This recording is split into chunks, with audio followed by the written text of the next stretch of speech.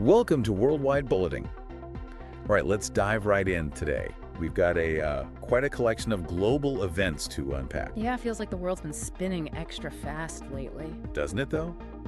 Military maneuvers, economic rumblings, international incidents, you name it, we've got it. It's a lot to cover, but I think what's really interesting is how all these seemingly separate events are actually connected. Right, like pieces of a giant puzzle. Exactly. They all influence each other and ultimately shape the world we live in. So let's start putting those puzzle pieces together, shall we?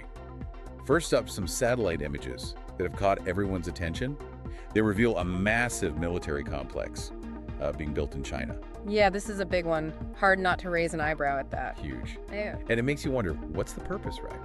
Well, there are already a lot of global concerns about China's growing military power and their ambitions, and this just adds fuel to the fire. It's like, well, it's not just a building, it's a statement. It represents a potential shift in the balance of power. Especially in that region, right? Yeah, exactly. Think about it like adding a major new player to a chessboard. Suddenly the entire game changes. That's a great analogy.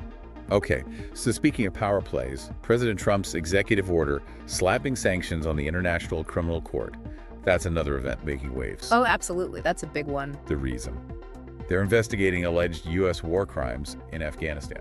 Yeah, see, that's where things get really interesting. The ICC was created to be this global court, holding individuals accountable for the most serious crimes. Genocide, war crimes, that kind of thing. Yeah, exactly. So by imposing these sanctions, it's like, what message is that sending? Right. Is it undermining the court's authority? Potentially, yeah. And it could also deter other countries from cooperating with the court. Makes you think about the U.S.'s commitment to international justice, too. Absolutely. It's a very bold move.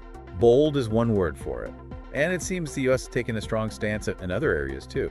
They just seized a Venezuelan government plane. Interesting. Second time in a year. Yeah, that's not a coincidence. You have to look at the bigger picture of U.S.-Venezuela relations.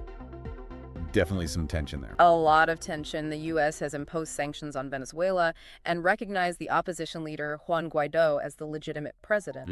Right. So these plane seizures could be part of a larger strategy to pressure the current Venezuelan government. Okay, that context helps a lot. Now, for a story that's really unsettling, Hamas executed several of their own members. Yeah, I saw that one. Very disturbing. The men were gay and had reportedly raped Israeli hostages. It's incredibly tragic and complex on so many levels. I mean, where do you even begin? It really highlights the deeply multifaceted nature of the Israeli-Palestinian conflict. Right. You've got political and social issues all tangled up. Exactly, and often with these just devastating consequences. A stark reminder of the human cost of this conflict on all sides. Absolutely. All right, let's shift gears a bit to the economic front. All right, sounds good. China has filed a dispute with the World Trade Organization over Trump's tariffs. They say they violate trade agreements.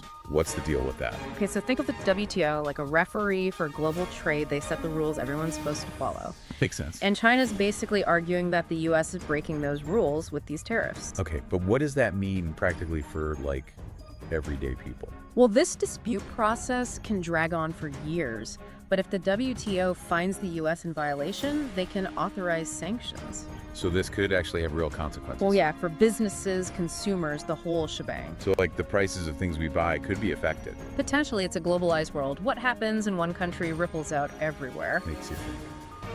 And speaking of the economy, jobless claims have risen here in the U.S., up 11,000 this week. Yeah, that's something to keep an eye on. Is this a sign of things to come? It's not time to hit the panic button just yet, but it could be a sign of a shift in the economy. Okay, like what?